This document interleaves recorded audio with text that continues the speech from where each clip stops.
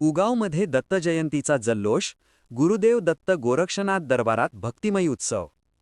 निफाड तालुक्यातील उगाव येथील गुरुदेव दत्त गोरक्षनाथ दरबारात गुरु संजय आहिरे यांच्या उपस्थितीत दत्त जयंती उत्सव मोठ्या भक्तिभावात आणि उत्साहात साजरा करण्यात आला. परिसरात सर्वत्र जय गुरुदेव दत्तच्या घोषणांनी भक्तिमय वातावरण निर्माण झाले होते.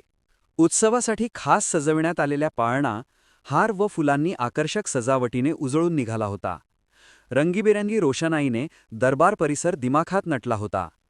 पाळण्यात श्री गुरुदेव दत्त महाराजांची मूर्ती व पवित्र छायाचित्र स्थापित करून गुरु संजय आहिरे यांनी नियमपूर्वक पूजा अर्चा केली.